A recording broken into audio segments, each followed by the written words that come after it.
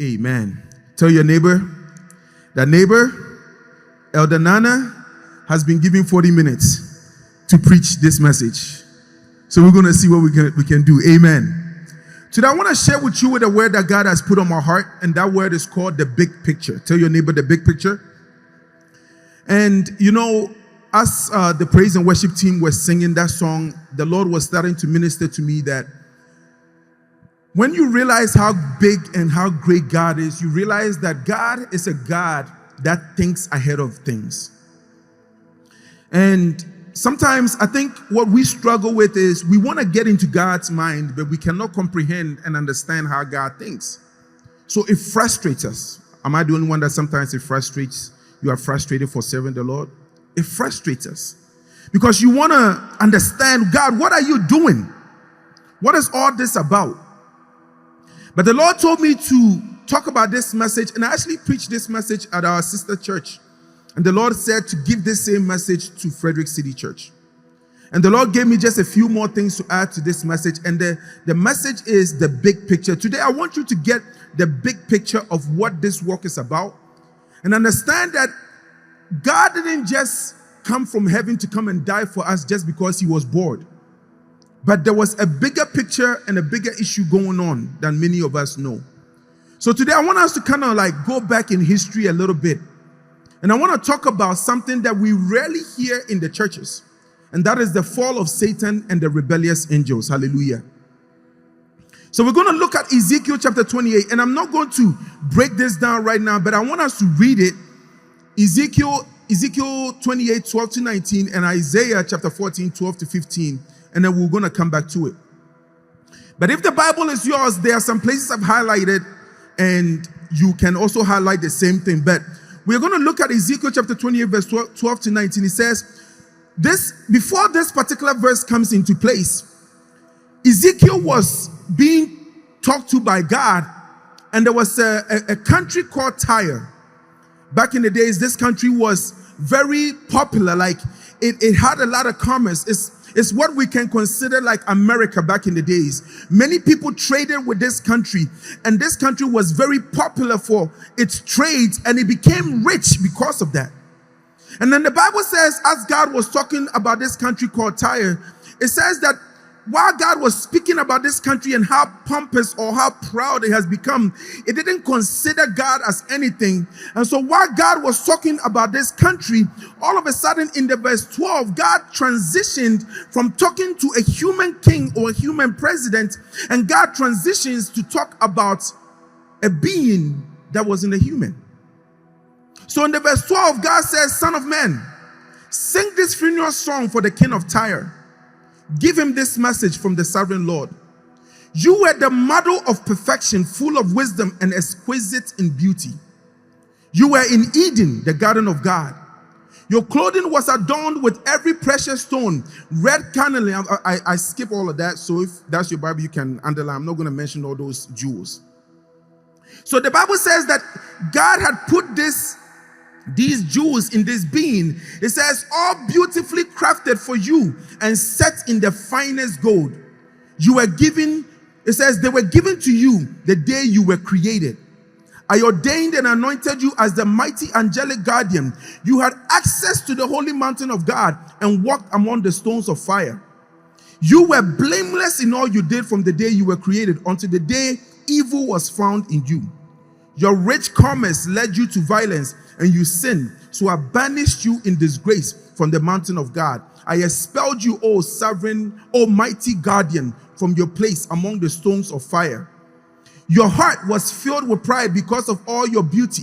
Your wisdom was corrupted by your love of splendor. So I threw you to the ground and exposed you to the curious gaze of kings. You defiled your sanctuaries with your many sins and your dishonest trade. So I brought fire out from within you, and it consumed you.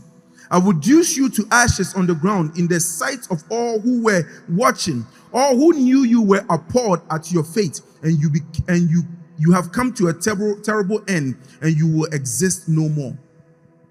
And so this particular verse, a lot of theologians really believe that when God was talking to the king of Tyre, God had like a little remembrance of whom the king of Tyre was resembling. And the Bible says that the king of Tyre, when he had received all of these blessings, so to speak, he became proud in his heart. And so God was talking to the king of Tyre, and then all of a sudden God speaks and says that you remind me of a being that I created a long time ago. And this being was who we call Lucifer. Hallelujah. So while God was talking, God says that you resemble this being that I gave all these blessings to. And then at the end of the day, he turned around to think that because I gave him these things, he was better than me. And so he became proud.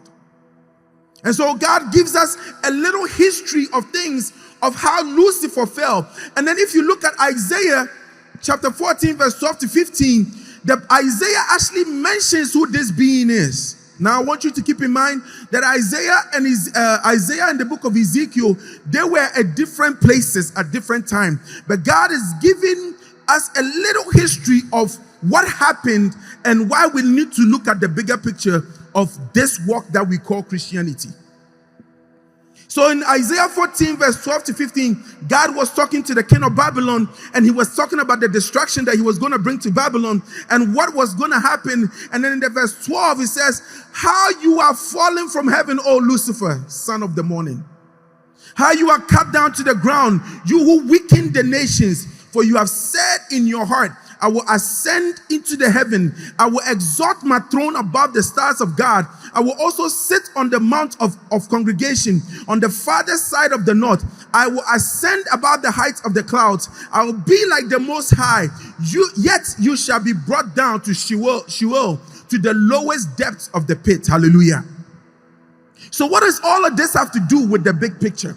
Before human beings came into being, before me and you were created and we came into what we consider this earth, the Lord God made angels. Somebody say angels. And one of the most beautiful angels that God created, and God gave this being like exquisite beauty and all of these things, was an angel called Lucifer. And this angel was given the ability to approach God. In fact, if you go back to the verse 13 of Ezekiel chapter 28, God created this being, and it says that God put him in the place called Eden. Where have you heard Eden before? So, the Bible is showing us here that when Satan was created, he was the first being to be in Eden. This was before mankind came to be. Now, Eden, and I will explain as we go, is a place where you get to have access to God that other beings do not have. So the Bible says that the devil, or Lucifer, was created in Eden and was given the ability to approach God and have fellowship with God and talk with God like none of the other angels can talk to God. But the Bible says that when the enemy or Lucifer looked at himself, he was just too beautiful. Somebody say he was too beautiful. And he looked at himself and said, I can do better than me going to God to serve God.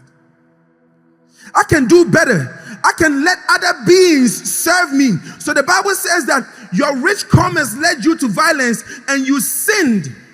So original sin came from Satan. Because he looked at himself and realized that he is where God has made him, he is too precious for that. The one thing that I want you to understand is that Satan is a created being. He is not a being that we think just existed all the time. God created him, and God put within him beauty so that God can use him to worship him and to do his work. But this being looked at himself and said he was too beautiful. Said that now, how can I ascend to the level of God? How can I be like God myself?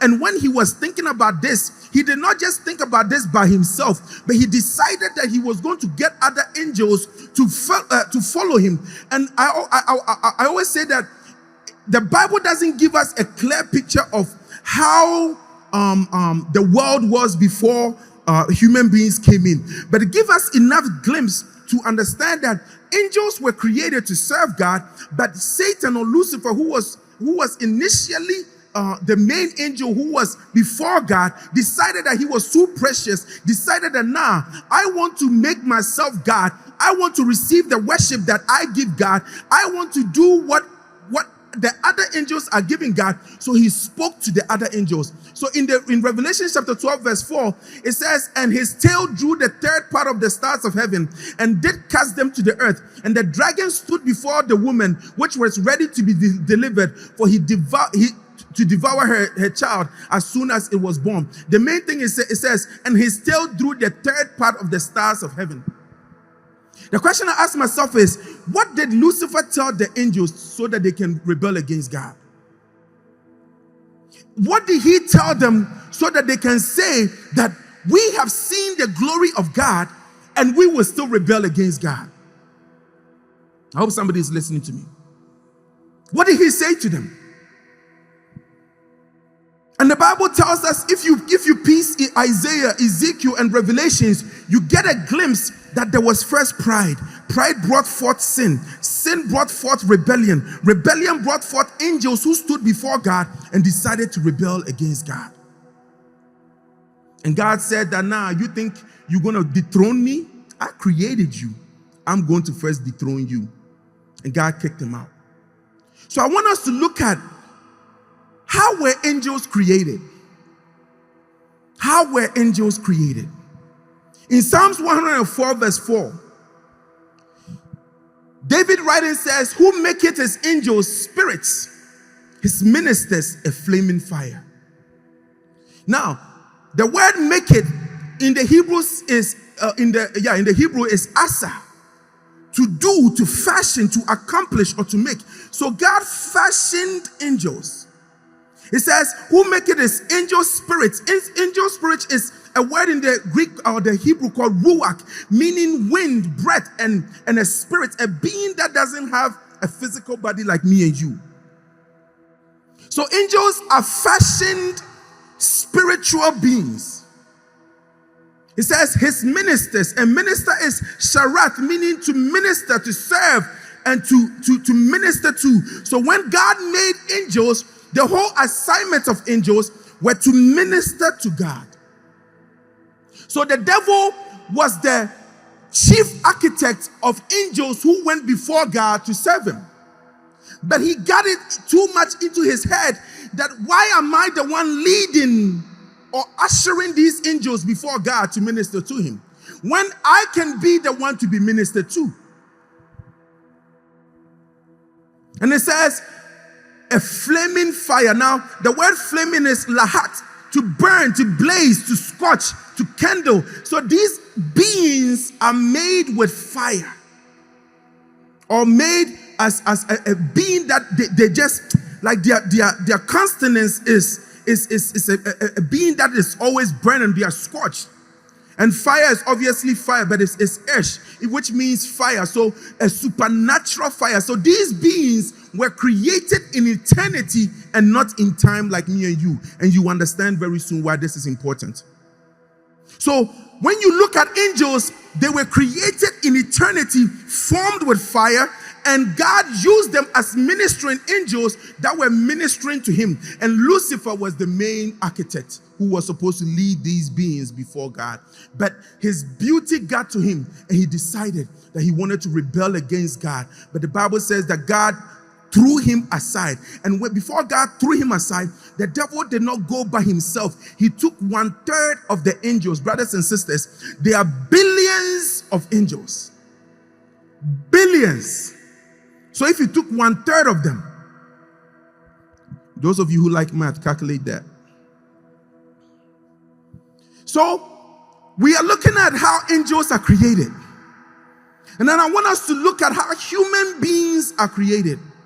In Genesis chapter 2 verse 7, I put it in King James version. It says, and the Lord God formed man of the dust of the ground, and he breathed into his nostrils the breath of life, and man became a living soul. So God formed man. In the Hebrew is yatsar, to form or to fashion. So just like angels, God formed. But with us, the word used here is different because we were not created in eternity, we were created in time. And unlike the angels who were created with fire, God created us with something called dust, which is called afar, dry earth, dust, powder, ashes, earth, ground, mortar. And the last one, when I read, I said, wow, he says rubbish. So we were created with something that was insignificant.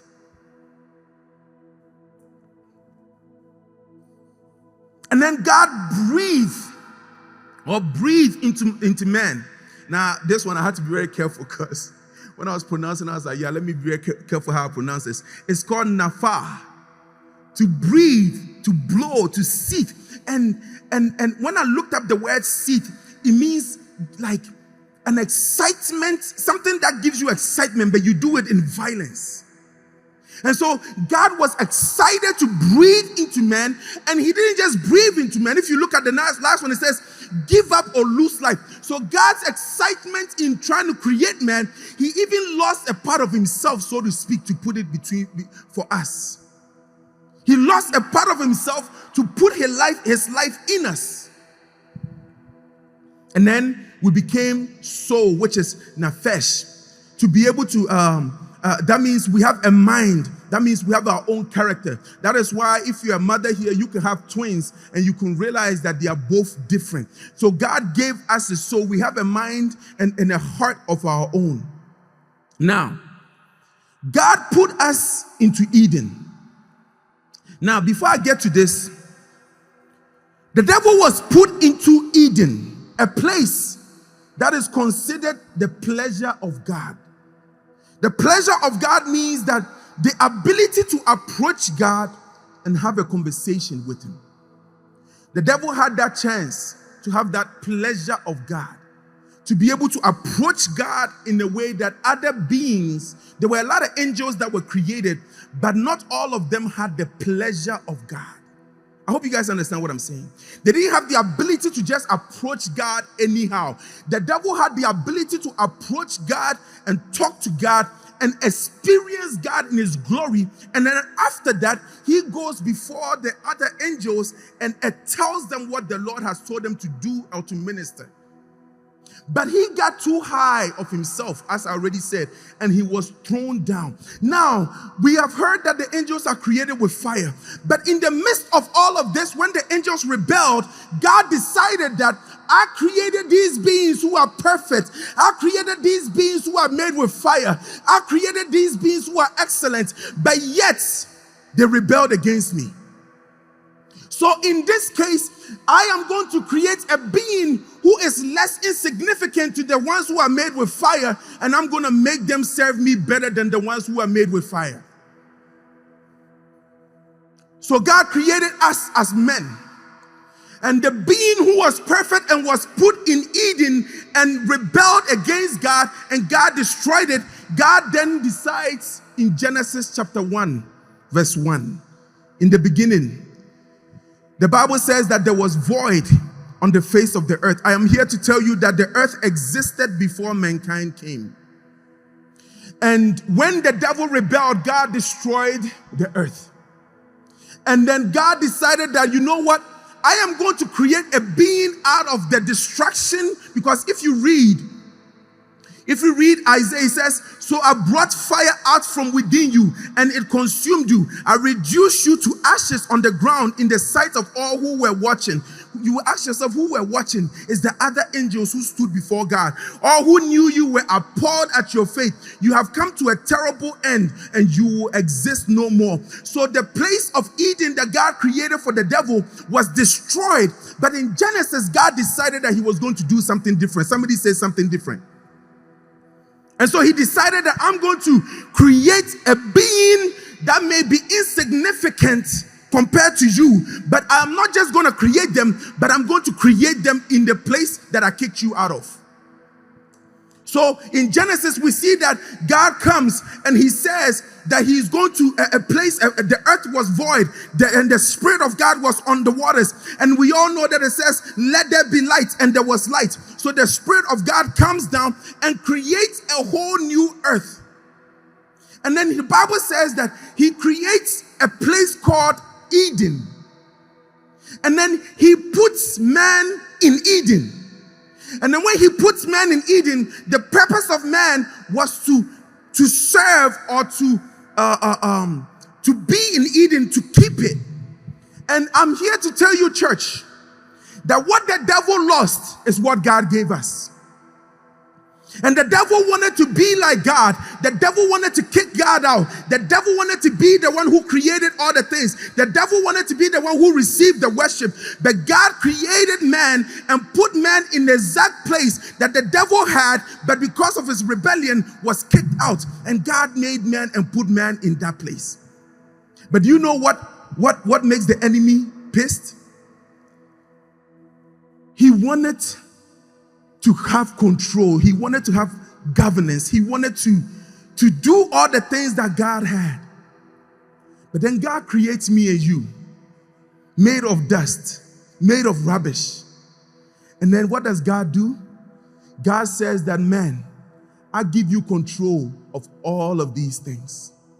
Whatever you name these things is what I will keep the name as. I give you control of animals in the air. I give you control of animals on the land. I give you control of animals on the sea. I give you control of all the things that you see here. I am giving it to you. Church, I am here to let you know that the devil wanted to have control of God's things, but God created me and you and gave us control of those things. So, the enemy was pissed because the pleasure of God, which was Eden, the presence of the Lord, which was Eden, that he had access to, he lost it. And God creates Eden and puts man in that Eden. And then man has the same access that the devil used to have. Because the devil was able to talk to God like he was, like man was able to talk to God. So in the Garden of Eden, before sin came, the Bible said that God walked in the cool of the day with man and conversed with him. That was the same relationship that the devil had. But he lost it because of rebellion. He lost it because of pride. He lost it because of trying to be like God. And God creates man and puts these things in the hands of man. So, the insignificant made significant. So, in this battle that we are fighting, if you look at Psalm 8, verse 4 to 8, David asks this question. What is man that you are mindful of him? The Son of Man that you visit him. For you have made him a little lower than the angels, and you have crowned him with glory and honor. Let me stop right there. The glory and honor that the devil wanted and rebelled against God, God gave it to me and you. The glory and honor that the devil rebelled against God, God created me and you who are insignificant compared to angels, who are lower than the angels, and God has given us the glory and the honor. Listen, I'm here to tell you that don't look down on yourself. No matter how the devil may be speaking to you, no matter things that are going through your mind, I want you to know you are precious in the sight of the Lord. I know that sounds like a very Christianese thing to say, but I'm telling you, you are precious in the sight of the Lord. So God has crowned me and you with glory and honor. You have made him to have dominion over all the works of your hands. Church, you may not be understanding what I'm saying, but I'm telling you today that you have dominion over everything that you are going through in your life. Because that thing that the devil rebelled against God for, God has gave it to you. That thing that this man was built with such beauty and decided that he thought he was too good. And so God creates me and you. When you look at us, you'll be like, ew. Because let's be real, if we were to see angels here, all of us would be scared. Because they are magnificent beings. But God creates us who have, looking at us, apart from our faces or whatever, you will look at us and be like, these people they're not that precious. But God creates us and gives us these things that he creates. He says, you have put all things under his feet, all sheep and oxen, even the beasts of the field, the birds of the air, and the fish of the sea that pass through the paths of the sea. God has given us these things that the enemy wanted. Today, I'm here to let you know that God has made you great. And I want you to look at the bigger picture, because a lot of the things that me and you go through as a church is not for nothing. It's because of how great God has made us. So, we all know that we call Lucifer the accuser of the brethren. But have you asked yourself, why is he considered the accuser of the brethren? In Zechariah chapter 3 verse 1, there is a very, very interesting verse there. It says that, then he showed me Joshua, the high priest, standing before the angel of the Lord, and Satan standing at his right hand to oppose him. In the book of Zechariah, the Bible gives us a vision in the spirit. And the priest Joshua had sinned. And Satan stands there and says that, is this the man you call a king? Is this the man you call a priest? Is this the man you want to serve you? Look at how sinful he is. And then the Bible says that, if you read that book, the Bible says that God himself says, I rebuke you, Satan. Because God looked at Joshua and realized that Joshua, as man as he is, can be redeemed. Let me tell you something, church. One of the biggest reasons that the devil is pissed off at us is because we have the ability to repent while he cannot. And the reason why he cannot repent is because he was made in eternity. He was made in a place where all knowledge exists. He was made in a place where there was no excuse of sin. He was made in a place where he had access to God than me and you do. So the devil's original sin cannot be redeemed by God himself. Hallelujah. But when it comes to men, we were created in what? Time. And time is something that gives us the ability to be limited to knowledge, to be limited to access. And so because of that, in the book of Genesis, when man sinned, those of you who know Bible, the first thing that God did was to kill an animal and to cover man with the cloth of the animal. But God did not destroy man, but God let man get out of Eden because he didn't want them to continue to sin. But there is a verse that we don't talk about when God said that unless man eats this fruit, that will let them live forever. If me and you would have eaten that fruit, or not me and you, Adam and Eve would have eaten that fruit, they would have lived in what is considered eternity. And when a being lives in eternity, that being no longer has the ability to be to receive repentance or to receive forgiveness. So, one of the blessings of time is that because we are limited and death exists, death gives us the ability to be able to regenerate and to live a life that will please the Lord. That is why I'm kind of getting ahead of myself. That is why Jesus came to die for us. So God opposes Zechariah and says, I rebuke you, Satan. And he says, what you are talking about with this man is not what it is. I forgive him.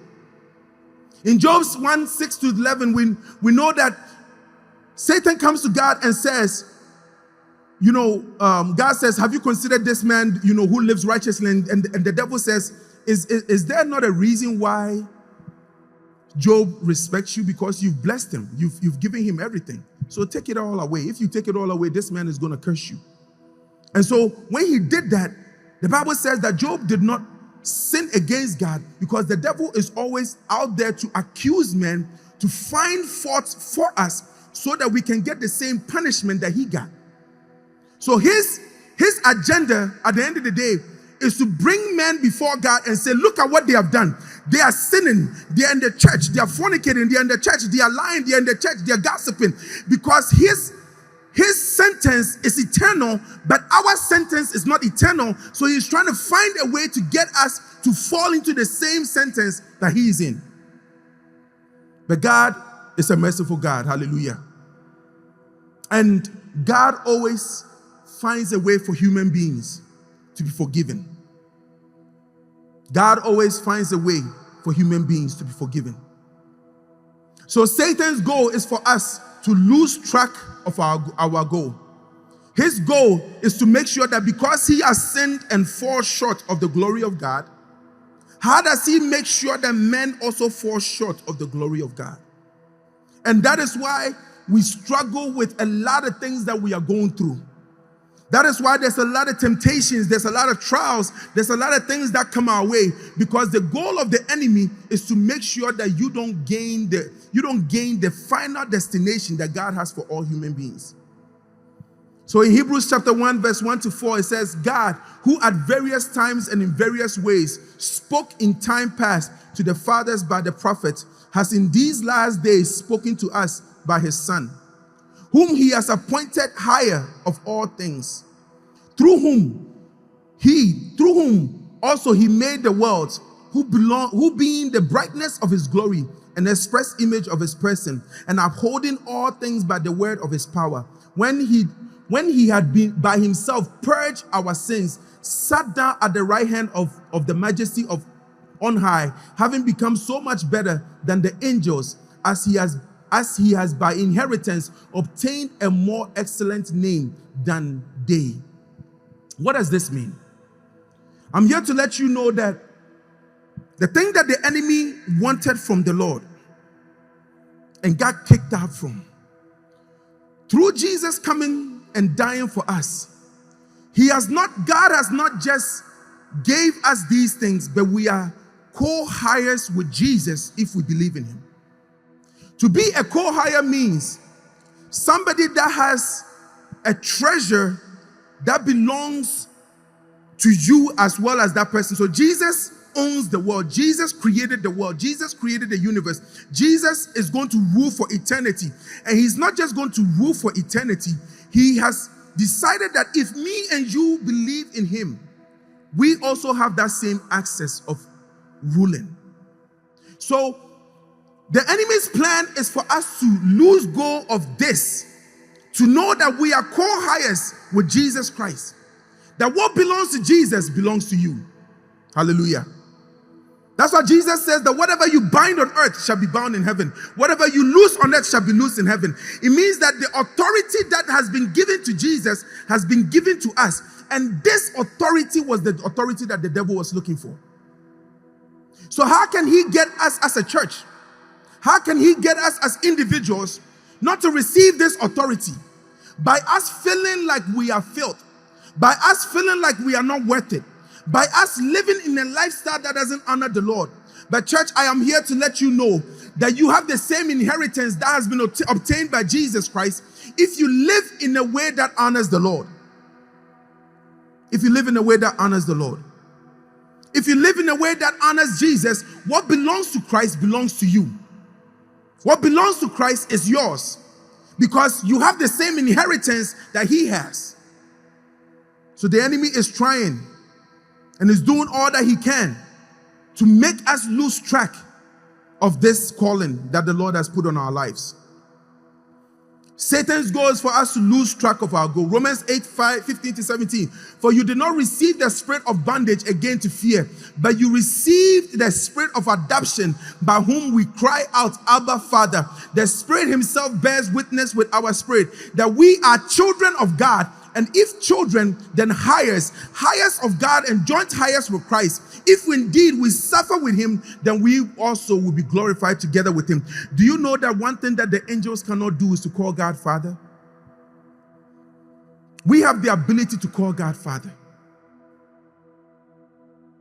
They were created with such beauty, such excellence. Yet God did not say that I am going to come and die for you when you sinned. When man sinned, God decided that these beings who may seem insignificant in your eyes, I will come down and die for them. I will come down and shed my blood for them. I will come down, and by shedding my blood for them, I will not just die for them, but I'm also going to make them inherit the same treasure, the same gift, the same power that I have.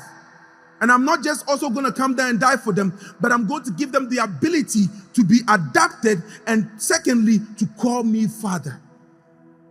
Can you imagine how pissed the devil is with that? Can you just imagine that I was created in excellence? Yeah, I sinned. I made a mistake. I thought I could beat you. I couldn't beat you. And then you kicked me out. But, you didn't even have the desire to even die for me. And then you create these beings who are less significant. And then when they sinned, you had the audacity to come down and then die for them. And then you didn't just die for them. Then you gave them all the things that you kicked me out of heaven for. Oh my God. Church, I don't know if you understand what I'm telling you today, but I'm letting you understand that the battles that you face on this earth is not for nothing. The bigger picture that me and you need to understand today is this: that the reason why the Christian walk is difficult is because you are receiving something that somebody got kicked out of heaven for. And unfortunately, we don't realize that. And so there's a saying in the book of Proverbs, it's like giving pearls to the swine. Meaning that you're giving something precious to somebody who doesn't realize how precious that thing is. And it grieves God that He has done all of this for us, but many of us do not seem to take this work serious. It grieves God that the spiritual warfare going on, many of us don't understand. The devil don't hate you just because you're cute. The devil hates you because of the treasure that God has given you. The devil hates you because what he got kicked out and what his demons got kicked out of heaven for, it's been given to us for free. All God wants from us, church and human beings, men created by men made of blood from Adam and Eve, all that God wants us to do is to take hold of this treasure and to keep it, to live holy, to live righteous, and to live with Him for eternity. I'm about to show you something that maybe some of you don't seem to understand. Galatians 3:29, I'm not going to read it. Galatians 4:7, I'm not going to read. But I want you to understand that these things are quick. I'm going to be quick. Man's final destiny is to rule and dwell with God. You and me, our final destiny is to rule and to dwell with God. In 1 Corinthians 6:2-3, he said, do you not know that the saints will judge the world? And if the world will be judged by you, are you unworthy to judge the smallest matters? Do you not know that we shall judge angels? How much more things that pertain to this life? You sitting here right now that you may not think you are somebody, I'm telling you, in eternity, you angels will stand before you and you will tell them you are going to hell, or this is your condemnation. This is the power that God has given us. And not just that, in Revelation 21:3 it says, and I heard a loud voice from heaven saying, behold, the tabernacle of God is with men, and He will dwell with them, and they shall be His people, and God Himself will be with them and be their God. Our final destination is not heaven. God is going to come down to earth. If you read Revelations, and He says He's going to dwell with men. So God desires to live with men. All right? So in all of this, what do we do? Church, what we need to do is to fix our eyes on the big picture. Listen, your struggle is not without a cause. I don't know what you are going through, but I'm letting you know that whatever struggle that you are struggling with is because there is an enemy who understands more better than you the type of treasure, the type of inheritance, the type of power that you have. Your pain is not without a cause because there is an enemy who wants to break you down so that you don't serve God right. Your doubt is not without a cause. Some of you struggle with this faith. I am telling you, it's not without a cause because there is an enemy who can make you doubt this walk and make you go back into the world. But if you understand the gift and the power and the inheritance that you owe, you will not let some doubts make you walk away from the Lord. Your desire to live is not without a cause. Some of you ask yourself, should I live or should I die? Should I commit this and that? But I'm telling you to know the enemy wants to get rid of you, because if he can get rid of you, then what belongs to you, you can never receive. Everything you may be experiencing that is attacking your body, mind, and your faith is not without a cause. There is a bigger picture, and the bigger picture is they that will endure to the end shall be saved. But not just be saved, there shall be judges and rulers, men and women who will rule with Christ forever and ever. Heaven will not be boring. I don't know about you, but I don't know if you've seen many times that heaven is a place where it looks like it's clouds. No, heaven will not be boring. Heaven will not be boring. We will never lack something to do. The enemy makes the earth seem like this is all that there is, but God has something greater for you. So fight to achieve the thing despite the things you may be going through. In 1 Corinthians 2:9, it says, but as it is written, eye has not seen, nor ear heard, nor have entered into the heart of man the things which God has prepared for those who love him. Hebrews 12:2, looking unto Jesus, the author and finisher of our faith, who for the joy that was set before him endured the cross, despising the shame, and sat down at the right hand of the throne of God. I said this last time at the other church. Listen, we all get the PG-13 of Jesus Christ. But when Jesus was on the cross, he suffered a brutal sacrifice so that me and you can have eternity. The movies we see where Jesus has some type of loins on, that's not the real Jesus. He was butt naked and whipped on the cross, disgraced, so that me and you can inherit eternity. And not just inherit eternity, but to inherit what belongs to him. Hallelujah. Today, church, I want you to look at the bigger picture. And the bigger picture is that there is an enemy who hates me and you. And because he wanted what we have, but God has granted it unto us. Today, church, let us take hold of what belongs to Christ. Let us take care of it. Let us fight to the end, because we are going to rule with our Maker. We're going to live with Jesus. We're not just going to live with Jesus. We're going to be one day kings and queens of nations and cities and counties. I am not the one saying it. Read the book of Revelations. But it's only going to be given to those who endure to the end. But for those who can endure to the end, must understand the history of where we are coming from, and understand that there is a demon, there's a spirit, there's a Lucifer who hates your gut, because what he got kicked out of heaven for, you have received it on a silver platter. How serious are you going to take this? Let us finish this race well, but fix your eyes on the bigger picture. Let us be on our feet in the name of Jesus.